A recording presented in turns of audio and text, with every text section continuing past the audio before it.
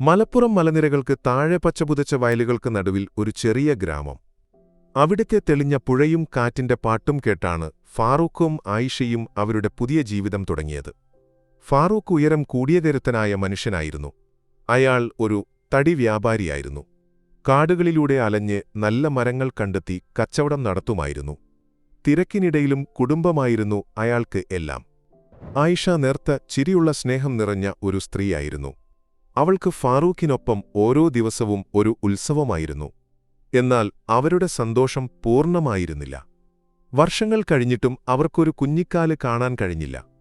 ആയിഷയുടെ കണ്ണുകൾ പലപ്പോഴും നിറഞ്ഞു. ഫാറൂഖ് അവളെ ആശ്വസിപ്പിച്ചു. നമുക്ക് കുട്ടികളുണ്ടാകും ആയിഷ. അല്ലാഹു നമുക്ക് നല്ലത് മാത്രമേ തരൂ, അയാൾ പറയുമായിരുന്നു. ഈ കാത്തിരിപ്പ് അവരെ കൂടുതൽ അടുപ്പിച്ചു. പ്രാർത്ഥനകൾക്കും ചികിത്സകൾക്കും ശേഷം ആ ഭാഗ്യം അവരെ തേടിയെത്തി. ആയിഷ ഗർഭിണിയായി. അവരുടെ സന്തോഷത്തിന് അതിരില്ലായിരുന്നു. ഡോക്ടർ പറഞ്ഞത് ആയിഷയ്ക്ക് 3 കുട്ടികളായിരിക്കുമെന്നാണ്. ആ വാർത്ത അവരെ അത്ഭുതപ്പെടുത്തി. ഒരു പ്രസവത്തിൽ 3 ആൺകുട്ടികൾ. ഫാറൂഖ് സന്തോഷം കൊണ്ട് മതിമറന്നു. ആയിഷയുടെ നെഞ്ചിൽ സ്നേഹത്തിന്റെ ഒരു കടൽ തിരതല്ലി. അവർ 3 പേരുകൾ നേരത്തെ തന്നെ മനസ്സിൽ കണ്ടു. ആദിൽ, ആമിർ, ഐമൻ. ആ ദിവസം വന്നു. ആയിഷ വേദനയോടെ പുഞ്ചിരിച്ചു. ഫാറൂഖ് അവളുടെ കൈകളിൽ മുറുകെ പിടിച്ചു. ആശുപത്രിയിൽ നിന്ന് അവർ 3 കുഞ്ഞുങ്ങളുമായി വീട്ടിലേക്ക് മടങ്ങി. ആ കൊച്ചുവീട് ഇപ്പോൾ ഒരു സ്വർഗമായി മാറിയിരിക്കുന്നു. ആദിലിന്റെ കുഞ്ഞു ചിരിയാമിറിന്റെ നിഷ്കളങ്കമായ നോട്ടമൈമന്റെ നേർത്ത കരച്ചിൽ എല്ലാം അവരുടെ ജീവിതത്തിലെ മധുരമായ സംഗീതമായിരുന്നു. ഫാറൂഖ് തന്റെ ജോലി തിരക്കുകൾ കുറച്ചു. അവൻ കൂടുതലും വീട്ടിൽ സമയം ചെലവഴിക്കാൻ തുടങ്ങി. സന്ധ്യയാവുമ്പോൾ ഫാറൂഖ് തന്റെ കുട്ടികളെ തോളിലിരുത്തി മുറ്റത്ത് കളിക്കാൻ കൊണ്ടുപോകുമായിരുന്നു. ആയിഷ അതു നോക്കി അടുക്കളയിൽ നിന്ന് ചിരിക്കും. ആ ചിരിയിൽ അവരുടെ സ്വപ്നങ്ങളും ആഗ്രഹങ്ങളും പൂർണ്ണമായി നിറഞ്ഞു നിന്നിരുന്നു. അവരുടെ ഗ്രാമത്തിലെ എല്ലാവർക്കും ഈ 3 കുട്ടികൾ ഒരു അത്ഭുതമായിരുന്നു. ദൈവത്തിന്റെ അനുഗ്രഹം എന്ന് അവർ പറഞ്ഞു. രാത്രിയാകുമ്പോൾ ഫാറൂഖ് അവരെ തൊട്ടിലുകളിൽ കിടത്തി താരാട്ടുപാട്ടുപാടി ഉറക്കുമായിരുന്നു. ആ കൊച്ചുവീടിന്റെ ഓരോ മൂലയിലും അവരുടെ ചിരിയും കളികളും നിറഞ്ഞിരുന്നു. ഫാറൂഖ് മക്കളെ സ്നേഹത്തോടെ നോക്കി ആയിഷയുടെ നെറ്റിയിൽ ഒരുമ്മ നൽകി. നമ്മൾ എത്ര ഭാഗ്യമുള്ളവരാണ് ആയിഷ, അയാൾ പറഞ്ഞു. ആയിഷ പുഞ്ചിരിച്ചു. അവളുടെ കണ്ണുകൾ നിറഞ്ഞൊഴുകി. അത് സന്തോഷക്കണ്ണീരായിരുന്നു. അവൾ തന്റെ മക്കളെ നെഞ്ചോട് ചേർത്ത് പിടിച്ചു. അവരുടെ ലോകം എത്ര വലുതാണ് എന്ന് അവൾ മനസ്സിലാക്കി. ആ സ്നേഹത്തിന്റെ ലോകം എന്നും അങ്ങനെ നിലനിൽക്കുമെന്ന് അവൾ വിശ്വസിച്ചു. രാത്രിയുടെ നിശബ്ദതയിലേക്ക് ഒരു കനത്ത മഴ പെയ്തിറങ്ങി. മലപ്പുറം മലനിരകളുടെ മുകളിൽ നിന്ന് വന്ന തണുത്ത കാറ്റ് വീടിന്റെ ജനലുകളിലൂടെ നുഴഞ്ഞുകയറി. ഫാറൂഖും ആയിഷയും കിടപ്പുമുറിയിൽ പുതപ്പിനുള്ളിൽ ചേർന്നിരുന്നു. തൊട്ടപ്പുറത്തുള്ള മുറിയിൽ അവരുടെ 3 മക്കൾ സ്വപ്നലോകത്തിലായിരുന്നു. ആദിലിന്റെ നേർത്ത കൂർക്കംവലിയാമുറിന്റെ ശാന്തമായ ശ്വാസം, ഐമന്റെ കുഞ്ഞുകാലുകൾ തൊട്ടിലിന്റെ ചട്ടക്കൂടിൽ തട്ടുന്ന നേർത്ത ശബ്ദം. ആ ശബ്ദങ്ങളെല്ലാം അവർക്ക് ഒരു താരാട്ടുപോലെയായിരുന്നു. പെട്ടെന്ന് നിശബ്ദതയെ ഭേദിച്ച് ഒരു പൂച്ചയുടെ ഭീകരമായ കരച്ചിൽ കേട്ടു. തെളിഞ്ഞ ശബ്ദത്തോടെ ഒരു നിലവിളി പോലെ അത് വീടിന്റെ അന്തരീക്ഷത്തിൽ മുഴങ്ങി. ആയിഷ ഞെട്ടിയുണർന്നു. അവൾ ഭയത്തോടെ ഫാറൂഖിന്റെ മുഖത്തേക്ക് നോക്കി. അയാൾ ഉറക്കത്തിലായിരുന്നു. ആ പൂച്ചയുടെ ശബ്ദം വരുന്നത് കുട്ടികളുടെ മുറിയിൽ നിന്നാണെന്ന് അവൾക്ക് തോന്നി. ഹൃദയം ഒരു കൊടുംഭീതിയിലേക്ക് വീണു. അവൾ ഫാറൂഖിനെ വിളിച്ചുണർത്താൻ ശ്രമിക്കാതെ മെല്ലെ എഴുന്നേറ്റു. വാതിലുകൾ തള്ളിത്തുറന്ന് അവൾ പതിയെ കുട്ടികളുടെ മുറിയിലേക്ക് നടന്നു. മഴയുടെ തണുപ്പും ഭയത്തിന്റെ വിറയലും അവളുടെ ശരീരത്തിലൂടെ അരിച്ചുകയറി. വാതിൽ തുറന്നപ്പോൾ ആ കാഴ്ച കണ്ടാണ് അവൾ നിന്നത്. മുറിയുടെ നേർത്ത വെളിച്ചത്തിൽ 3 തൊട്ടിലുകളും ശൂന്യമായി കിടന്നു. ഒരു നിമിഷം അവൾക്ക് താൻ കണ്ടത് സ്വപ്നമാണോ എന്ന് തോന്നി. അവൾ കണ്ണുകൾ ശക്തിയായി അടച്ചു തുറന്നു. പക്ഷേ കാഴ്ചയ്ക്ക് മാറ്റമൊന്നുമുണ്ടായില്ല. തൊട്ടിലുകൾ ഒഴിഞ്ഞുകിടക്കുന്നു. എവിടെയാണ് എന്റെ മക്കൾ? ഈ തണുപ്പിൽ അവരെവിടെ പോയി? അവളുടെ ഉള്ളിൽ ഒരു തീക്കനൽ ഊതിപ്പെരുത്തതുപോലെ വേദന നിറഞ്ഞു. തൊട്ടിലുകൾക്കരികിൽ അവൾ മുട്ടുകുത്തിയിരുന്നു. ആദിൽ കിടന്നിരുന്ന തൊട്ടിലിനടുത്ത് അവന്റെ കുഞ്ഞു ഷൂസ് കാണാമായിരുന്നു. ആ കാഴ്ച അവൾക്ക് സഹിക്കാവുന്നതിലും അപ്പുറമായിരുന്നു. അവളുടെ തൊണ്ടയിൽ നിന്ന് ഒരു ഭീകരമായ നിലവിളി ഉയർന്നു. അത് ഹൃദയം നുറുങ്ങിപ്പോയ ഒരമ്മയുടെ വേദനയായിരുന്നു. ഫാറൂഖിന്റെ മക്കളെ കാണാനില്ല, അവൾ നിലവിളിച്ചു. ആ നിലവിളി കേട്ട് ഫാറൂഖ് ഞെട്ടിയുണർന്നു. അയാളുടെ നെഞ്ചിൽ ഒരു ഭാരം വന്ന് വീണതുപോലെ തോന്നി. അയാൾ വേഗം കുട്ടികളുടെ മുറിയിലേക്ക് ഓടി. മുറിയിൽ ആയിഷ തൊട്ടിലുകളിലേക്ക് നോക്കി അലമുറയിടുന്നു. ഫാറൂഖ് കുട്ടികളുടെ തൊട്ടിലുകളിലേക്ക് നോക്കി. ശൂന്യമായി കിടക്കുന്ന തൊട്ടിലുകൾ. അയാൾക്ക് സ്വയം വിശ്വസിക്കാൻ കഴിഞ്ഞില്ല. ഫാറൂഖ് വേഗം മുറി മുഴുവൻ തിരഞ്ഞു. കട്ടിലിനടിയിലും മേശയുടെ പിന്നിലുമെല്ലാം. അയാൾക്ക് എവിടെയും അവരെ കണ്ടെത്താനായില്ല. പുറത്മഴയുടെ ശബ്ദം കൂടിക്കൂടി വന്നു. അയാളുടെ ഭയം ഒരു തണുത്ത പുഴ പോലെ ദേഹത്തിലൂടെ ഒഴുകി. ആയിഷ, എന്തുപറ്റി? എവിടെ പോയി നമ്മുടെ മക്കൾ? അയാളുടെ ശബ്ദം വിറച്ചു. അത് ആർക്കും വിശ്വസിക്കാൻ കഴിയാത്ത ഒരു ദുരന്തമായിരുന്നു. ഒരു രാത്രിയുടെ പാതിയിൽ യാതൊരു അടയാളവും അവശേഷിപ്പിക്കാതെ അവരുടെ 3 മക്കളും അപ്രത്യക്ഷമായിരിക്കുന്നു. ഇനി എന്ത് എന്ന ചോദ്യം മാത്രം അവരുടെ മനസ്സിൽ ബാക്കിയായി. ആളുകൾ ഓടിക്കൂടി. എല്ലാവർക്കും ആ കാഴ്ച വിശ്വസിക്കാൻ കഴിഞ്ഞില്ല. സന്തോഷം നിറഞ്ഞ ആ വീട്ടിൽ ഇപ്പോൾ ദുരന്തത്തിന്റെ കറുത്ത നിഴൽ വീണിരിക്കുന്നു. ഫാറൂഖും ആയിഷയും സംഭവം വിവരിച്ചു. കുട്ടികൾ എങ്ങനെ അപ്രത്യക്ഷരായി എന്നതിനെക്കുറിച്ച് ആർക്കും ഒരു സൂചനയുമില്ലായിരുന്നു. അടുത്തുള്ള പോലീസ് സ്റ്റേഷനിൽ വിവരമറിയിച്ചു. പോലീസ് ഉദ്യോഗസ്ഥർ സംഭവസ്ഥലത്തേക്ക് തിരിച്ചു. അവർക്ക് തെളിയിക്കാൻ കഴിയുന്ന ഒരു കേസാണിത്. അതുകൊണ്ട് അവർ വളരെ ഗൗരവമായി തന്നെ അന്വേഷണം ആരംഭിച്ചു. പോലീസ് നായകളെയും കൊണ്ടുവന്നു. നായകൾ കുട്ടികളുടെ മുറിയിൽ കയറി മണം പിടിച്ച ശേഷം വീടിന് പുറത്തേക്ക് ഓട്ടി. മഴയിൽ നനഞ്ഞ മണ്ണിലൂടെ പുഴയുടെ അടുത്തുവരെ അവർ എത്തി. പക്ഷേ അന്ന് രാത്രിയിൽ കനത്ത മഴ പെയ്തിരുന്നതിനാൽ യാതൊരു തെളിവുകളും അവശേഷിച്ചിരുന്നില്ല. CCTV ക്യാമറകളോ ഫോൺ കോളുകളോ ഇല്ലാത്തതിനാൽ പോലീസിന് കൂടുതലൊന്നും ചെയ്യാൻ കഴിഞ്ഞില്ല. ഫാറൂഖും ആയിഷയും ഓരോ ദിവസവും പോലീസ് സ്റ്റേഷനിലേക്ക് പോയി. എവിടെ നിന്നെങ്കിലും ഒരു വാർത്ത കേൾക്കാൻ അവർ കൊതിച്ചു. എന്നാൽ ഓരോ തവണയും അവർ നിരാശരായി മടങ്ങി. അന്വേഷണം മുന്നോട്ടു പോകാതെ തടസ്സപ്പെട്ടു. കാലം കഴിയുന്തോറും പോലീസുകാരുടെ പ്രതീക്ഷയും കെട്ടടങ്ങി. അവസാനം ആ കേസ് ഫയലുകൾ അടച്ചുവച്ചു. കുട്ടികളെ കണ്ടെത്താനുള്ള എല്ലാ വഴികളും അടഞ്ഞപ്പോൾ ഫാറൂഖും ആയിഷയും തളർന്നുപോയിരുന്നു. പക്ഷേ ആയിഷയുടെ മനസ്സ് ഇത് അംഗീകരിക്കാൻ തയ്യാറായില്ല. അവളുടെ മക്കൾ ജീവനോടെയുണ്ടെന്ന് അവൾ വിശ്വസിച്ചു. എല്ലാ ദിവസവും അവൾ അവരുടെ ഫോട്ടോകളിലേക്ക് നോക്കി അവരോട് സംസാരിച്ചു, അവരുടെ തിരിച്ചുവരവിനായി പ്രാർത്ഥിച്ചു. ഫാറൂഖിന്റെ കാര്യവും വ്യത്യസ്തമായിരുന്നില്ല. പക്ഷേ അയാൾക്ക് ജീവിതത്തെ മുന്നോട്ട് നയിക്കേണ്ടി വന്നു. കച്ചവടക്കാര്യങ്ങൾക്കായി അയാൾ പഴയതുപോലെ ദൂരയാത്രകൾ തുടങ്ങി. ജോലിയുടെ തിരക്കിൽ അയാൾ സ്വന്തം ദുഃഖം മറക്കാൻ ശ്രമിച്ചു. അങ്ങനെയിരിക്കെ ആയിഷ ഫാറൂഖിൽ നിന്ന് പതിയെ അകന്നു. തണുപ്പൻ മട്ടിലുള്ള അയാളുടെ പെരുമാറ്റം അവളെ വിഷമിപ്പിച്ചു. അവളുടെ വേദന അയാൾക്ക് മനസ്സിലാക്കാൻ കഴിയുന്നില്ലെന്ന് അവൾക്ക് തോന്നി. അല്ലെങ്കിൽ അയാൾ വേദനയെ മറയ്ക്കാൻ ശ്രമിക്കുകയാണോ? അവൾക്കൊരുത്തരം കിട്ടാതെ പോയിരുന്നു. എങ്കിലും ആയിഷ തന്റെ പ്രതീക്ഷകൾ കൈവിട്ടില്ല. ഒരു ദിവസം തന്റെ മക്കൾ തിരിച്ചെത്തുമെന്ന വിശ്വാസത്തിൽ അവൾ ഓരോ ദിവസവും തള്ളി നീക്കി. എന്നാൽ അങ്ങനെയൊരു ദിവസം വരുമെന്ന് ആരും വിശ്വസിച്ചില്ല. കാലം ഒരു കടൽ തിരയെപ്പോലെ മുന്നോട്ടു പോയിക്കൊണ്ടിരുന്നു. പക്ഷേ ഫാറൂഖിന്റെയും ആയിഷയുടെയും ജീവിതം അതേ തീരത്ത് തന്നെ നിശ്ചലമായി നിന്നു. അവരുടെ വീട്ടിലെ സന്തോഷവും ചിരിയും മങ്ങി. ദുഃഖത്തിന്റെ ഇരുട്ട് വീടിനെ മൂടി. ആയിഷയുടെ മനസ്സ് ഓരോ ദിവസവും കൂടുതൽ തളർന്നു. അവളുടെ കണ്ണുകൾ എപ്പോഴും ജനലിലേക്ക് നോക്കി. എവിടെയെങ്കിലും തന്റെ മക്കളുടെ രൂപം കാണാൻ അവൾ കൊതിച്ചു. ഫാറൂഖ് തന്റെ ദുഃഖം ജോലിയുടെ തിരക്കുകളിൽ ഒളിപ്പിക്കാൻ ശ്രമിച്ചു. ദിവസവും അയാൾ ദൂരയാത്രകൾ തുടങ്ങി. പലപ്പോഴും രാത്രി വൈകിയാണ് തിരികെ എത്തിയിരുന്നത്. ആയിഷ അത് ശ്രദ്ധിച്ചു. അവളുടെ വേദനയിൽ പങ്കുചേരാൻ അയാൾക്ക് താൽപ്പര്യമില്ലാത്തതുപോലെ അവൾക്ക് തോന്നി. നിങ്ങൾ എന്താണ് എന്നോട് മിണ്ടാത്തത് ഫാറൂഖ്? അവൾ ഒരിക്കൽ ചോദിച്ചു. നമ്മുടെ മുറ്റത്ത് ഒരു അപരിചിതൻ നിൽക്കുന്നുണ്ടായിരുന്നു. ഉയരം കൂടിയ കറുത്ത വസ്ത്രം ധരിച്ച ഒരു മനുഷ്യൻ. അയാൾ ഫാറൂഖിനോട് ചോദിച്ചു, നിങ്ങളുടെ മക്കൾ ഒരു ദിവസം രാത്രിയിൽ അപ്രത്യക്ഷമായത് യാദൃച്ഛികമായി സംഭവിച്ചതല്ല. അത് മുൻകൂട്ടി ആസൂത്രണം ചെയ്തതാണ്. ഫാറൂഖ് ഞെട്ടിപ്പോയി. അയാൾ ഭയത്തോടെ ആ അപരിചിതനെ നോക്കി. നിങ്ങൾ ആരാണ്? നിങ്ങൾക്കെങ്ങനെ ഇതറിയാം? നിങ്ങൾക്കതറിയണമെങ്കിൽ എന്നെ ഒരു തവണമെങ്കിലും വിശ്വസിക്കണം. അയാൾ ചിരിച്ചു. ഫാറൂഖ് ആലോചിച്ചു. കഴിഞ്ഞ 20 വർഷം താൻ അനുഭവിച്ച വേദന. അതിന് ഒരു കാരണം കണ്ടെത്താൻ കഴിഞ്ഞാൽ. അയാളുടെ ഉള്ളിൽ ഒരു പ്രതീക്ഷയുടെ തിരി തെളിഞ്ഞു. അയാൾ ആ അപരിചിതനെ സംശയത്തോടെ നോക്കി. എന്നാൽ അയാളുടെ കണ്ണിൽ കണ്ട സത്യസന്ധത ഫാറൂഖിനെ അത്ഭുതപ്പെടുത്തി. ആ അപരിചിതൻ വീടിന്റെ അകത്തേക്ക് നടന്നുകയറി. ആയിഷ അകത്തുണ്ടായിരുന്നു. അയാൾ അവളെ നോക്കി. നിങ്ങളുടെ മക്കൾ ജീവനോടെയുണ്ടായിഷ, അയാൾ പറഞ്ഞു. ആ വാക്കുകൾ ആയിഷയുടെ ഹൃദയത്തിലേക്ക് ഒരു വെളിച്ചം പോലെ തുളച്ചുകയറി. നിങ്ങൾ ആരാണ്? അവൾ വിറയലോടെ ചോദിച്ചു. ഞാൻ നിങ്ങളുടെ മകനാണ്. എന്റെ പേര് ആദിൽ. രാത്രിയുടെ ഇരുട്ടിൽ മഴ പെയ്തിറങ്ങിയ ആ രാത്രി ഫാറൂഖിന്റെയും ആയിഷയുടെയും ഓർമ്മയിൽ ഇപ്പോഴും ഒരു പേടിസ്വപ്നം പോലെ അവശേഷിക്കുന്നു. അവരുടെ ജീവിതത്തിൽ നിന്ന് ചിരിയും സന്തോഷവും മാഞ്ഞുപോയിരുന്നു. ദുഃഖവും ഏകാന്തതയും അവരുടെ ജീവിതത്തെ കീഴ്മേൽ മറിച്ചു. ഫാറൂഖും അമ്പരന്നുപോയിരുന്നു. അയാൾ ആദിലിനെ ചോദ്യഭാവത്തിൽ നോക്കി. നിങ്ങൾ നുണ പറയുകയാണ്. എന്റെ മകന് നിങ്ങളെപ്പോലെ തോന്നുന്നില്ല. ഫാറൂഖ് ദേഷ്യത്തോടെ പറഞ്ഞു. എനിക്ക് നിങ്ങളെ തെളിയിക്കാൻ കഴിയുന്ന ചില കാര്യങ്ങളുണ്ട്. എന്റെ കഴുത്തിൽ ഒരു കറുത്ത മറുകുണ്ട്, ആദിൽ പറഞ്ഞു.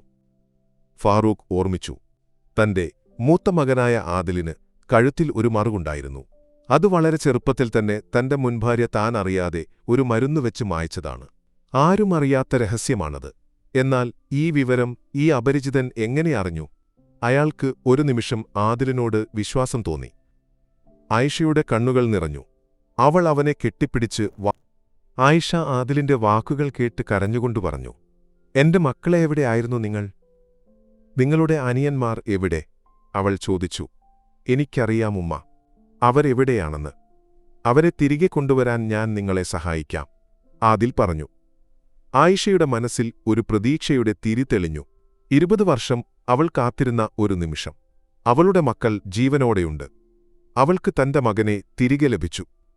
ഇനി മറ്റു 2 മക്കളെയും അവൾക്ക് കണ്ടെത്തണം. ആദിൽ പറഞ്ഞ കാര്യങ്ങൾ ഫാറൂഖിന്റെയും ആയിഷയുടെയും മനസ്സിനെ വല്ലാതെ ഉലച്ചു. പ്രത്യേകിച്ച് ഫാറൂഖിന്. വർഷങ്ങളായി താൻ വേദനയോടെ കൊണ്ടുനടന്ന ആ ദുരന്തത്തിന് പിന്നിൽ തന്റെ മുൻഭാര്യയാണ് എന്ന് കേട്ടപ്പോൾ അയാൾക്ക് ദേഷ്യം നിയന്ത്രിക്കാൻ കഴിഞ്ഞില്ല. അവൾക്ക് എങ്ങനെ ഇതിന് കഴിഞ്ഞു?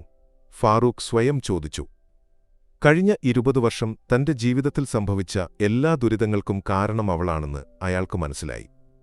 ആയിഷയുടെ മനസ്സിൽ പ്രതീക്ഷയുടെ തിരി തെളിഞ്ഞതോടെ അവൾക്ക് പുതിയൊരു ഊർജ്ജം ലഭിച്ചു. നമുക്ക് പോലീസിൽ പോകണം ഫാറൂഖ്, അവൾ പറഞ്ഞു. നമ്മുടെ മക്കൾ ജീവനോടെയുണ്ട്. ഫാറൂഖ് തലയാട്ടി. അയാൾക്ക് ആദിലിനെ വിശ്വസിക്കാൻ കഴിഞ്ഞു. അവർ 3 പേരും അടുത്തുള്ള പോലീസ് സ്റ്റേഷനിലേക്ക് പോയി. അവിടെയുണ്ടായിരുന്ന പോലീസുകാരൻ പഴയ കേസ് ഫയലുകൾ എടുത്ത് പരിശോധിച്ചു. ഫാറൂഖ് തന്റെ മുൻഭാര്യയെക്കുറിച്ചുള്ള വിവരങ്ങൾ നൽകി. മുമ്പ് അന്വേഷണ സമയത്ത് പോലീസിന് ഫാറൂഖിന്റെ മുൻഭാര്യയെക്കുറിച്ചുള്ള വിവരങ്ങൾ ലഭിച്ചിരുന്നില്ല. അവർ ആ വഴിക്കൊന്നും അന്വേഷിച്ചിരുന്നില്ല. കാരണം ഫാറൂഖിന്റെ മുൻഭാര്യയെ അയാൾ നേരത്തെ ഉപേക്ഷിച്ചിരുന്നു. അതിനുശേഷം അവർ തമ്മിൽ യാതൊരു ബന്ധവുമില്ലായിരുന്നു. പോലീസ് അന്വേഷണം വീണ്ടും ആരംഭിച്ചു. പോലീസിനിപ്പോൾ ഒരു സൂചനയുണ്ടായിരുന്നു. ഫാറൂഖിന്റെ മുൻഭാര്യ ഒരു നഗരത്തിൽ താമസിക്കുന്നുണ്ടെന്ന് അവർക്ക് വിവരം ലഭിച്ചു. അവർ അവിടെയെത്തി അവരെ അറസ്റ്റ് ചെയ്തു. ആയിഷയുടെ മനസ്സിൽ ആശ്വാസത്തിന്റെ ഒരു തണുത്ത കാറ്റ് വീശി. 20 വർഷം അവൾ കാത്തിരുന്ന ഒരു നിമിഷം. പക്ഷേ അവൾക്ക് ഒരു ഭയമുണ്ടായിരുന്നു. തന്റെ മക്കളുടെ കാര്യത്തിൽ ഇനി എന്തു സംഭവിക്കും? ഫാറൂഖിന്റെ മുൻഭാര്യയെ അറസ്റ്റ് ചെയ്ത വിവരം ആയിഷയെയും ഫാറൂഖിനെയും ഒരുപോലെ ആശ്ചര്യപ്പെടുത്തി. വർഷങ്ങളോളം അവർ അനുഭവിച്ച ദുരിതങ്ങൾക്കൊടുവിൽ അവർക്ക് മുന്നിൽ സത്യം വെളിപ്പെടുന്നു. പോലീസ് സ്റ്റേഷനിൽ വെച്ച് അവരെ ചോദ്യം ചെയ്തു. ചോദ്യം ചെയ്യലിൽ അവൾ ആദ്യം നിഷേധിച്ചു.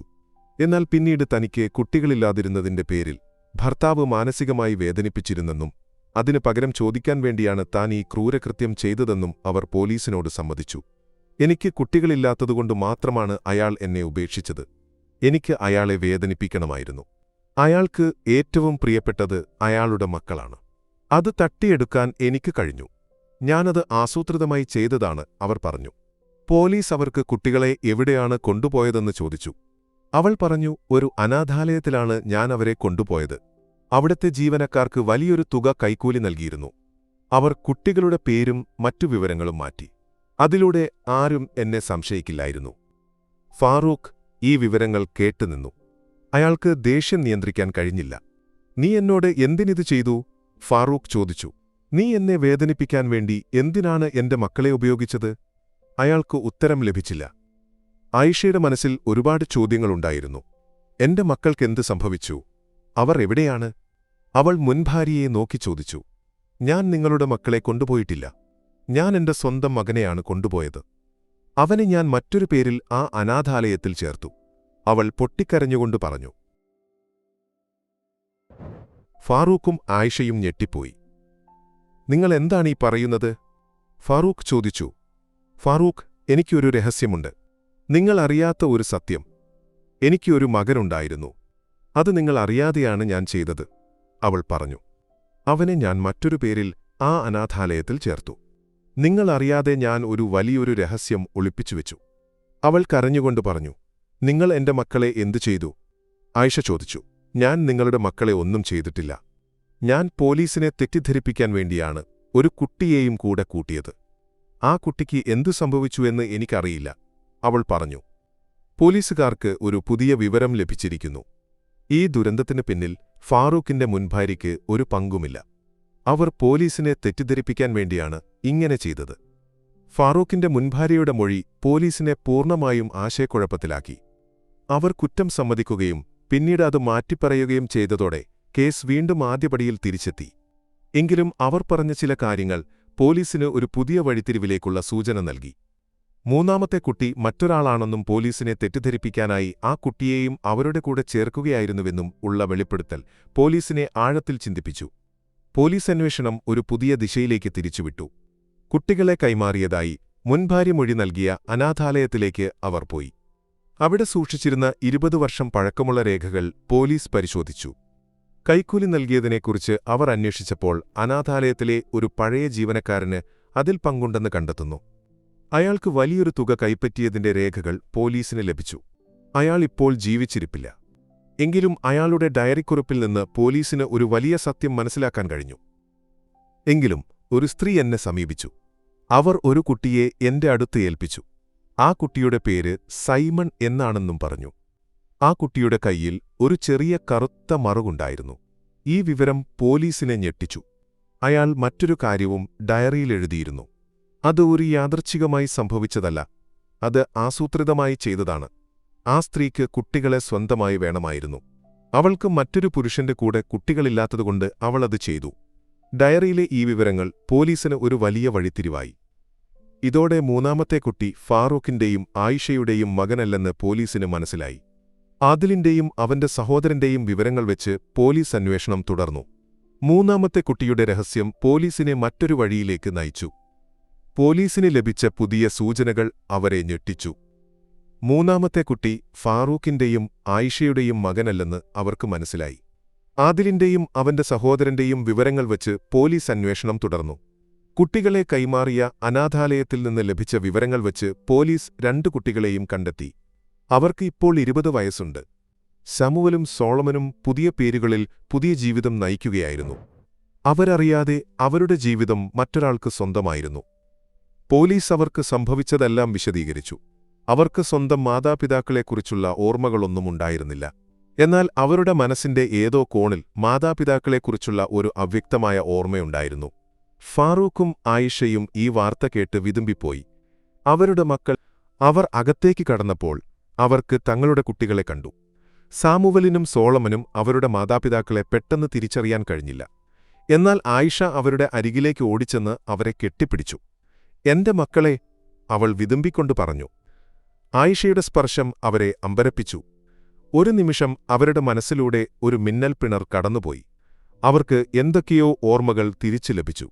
അവർ അമ്മയെ കെട്ടിപ്പിടിച്ചു. ഫാറൂഖ് അവരുടെ അരികിൽ നിന്നു. അയാൾക്ക് എന്താണ് പറയേണ്ടതെന്ന് അറിയില്ലായിരുന്നു. അയാൾക്ക് കുറ്റബോധം തോന്നി. ആയിഷയുടെ മനസ്സിൽ സന്തോഷത്തിന്റെയും ദുഃഖത്തിന്റെയും ഒരു മിശ്രിതമായിരുന്നു. സന്തോഷം തന്റെ മക്കളെ തിരിച്ചു കിട്ടിയതിൽ, ദുഃഖം തന്റെ മൂന്നാമത്തെ കുട്ടിയുടെ ഓർമ്മയിൽ.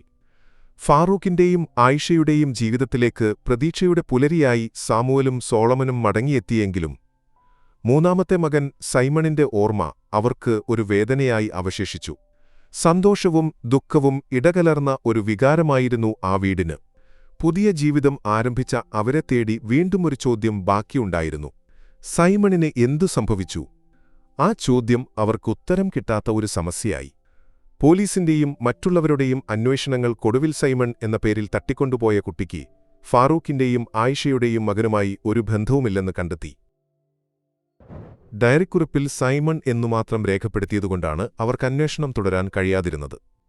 വർഷങ്ങൾക്കിപ്പുറം ഫാറൂഖിന്റെയും ആയിഷയുടെയും ദുഃഖങ്ങൾ ഒരു പരിധിവരെ കെട്ടടങ്ങി. അവർ സാമുവലിന്റെയും സോളമന്റെയും പുതിയ ജീവിതത്തെക്കുറിച്ച് സംസാരിച്ചു. എന്നാൽ എപ്പോഴുമെപ്പോഴും സൈമണിന്റെ ഓർമ്മ അവർക്ക് ഒരു നൊമ്പരമായി. സൈമൺ എന്ന പേര് ആ വീട്ടിൽ ഒരു നിശബ്ദ സാന്നിധ്യമായിരുന്നു. ചിലപ്പോൾ ഒരു ഫോൺ കോൾ വരും, അല്ലെങ്കിൽ ഒരു കത്ത്. ആ കത്തിൽ ചിലപ്പോൾ ഒരു ചിത്രം കാണും. അതിലൊരു ചെറിയ കുഞ്ഞിന്റെ മുഖം. ആ ചിത്രം കാണുമ്പോൾ അവർക്ക് സൈമണെക്കുറിച്ചുള്ള ഓർമ്മകൾ തിരികെ വരും. സൈമൺ എന്ന പേര് അവരുടെ ഹൃദയത്തിൽ ഒരു ഓർമ്മയായി മാറി. സൈമൺ എന്ന പേര് അവർക്കൊരു പുതിയ പ്രതീക്ഷ നൽകി. സൈമൺ ഒരു പുതിയ ജീവിതം നയിക്കുകയായിരുന്നു. അവനറിയാതെ അവന്റെ അച്ഛനെയും അമ്മയെയും തേടി അവനൊരു യാത്ര തുടങ്ങി. അവന്റെ മനസ്സിന്റെ ഏതൊക്കെയോ കോണുകളിൽ അവന്റെ മാതാപിതാക്കളെക്കുറിച്ചുള്ള ചില ഓർമ്മകൾ അവശേഷിച്ചിരുന്നു. ഓരോ ദിവസവും അവർക്ക് പുതിയ പ്രതീക്ഷ നൽകി. സൈമൺ ഒരു ദിവസം തങ്ങളെ തേടിവരുമെന്ന് അവർ വിശ്വസിച്ചു. അവരുടെ പ്രതീക്ഷകൾക്ക് ഒരു അവസാനമുണ്ടായിരുന്നില്ല. സൈമൺ ഒരുപക്ഷെ അവരെ തേടിവന്നേക്കാം, ഒരുപക്ഷെ വരാൻ സാധ്യതയില്ല.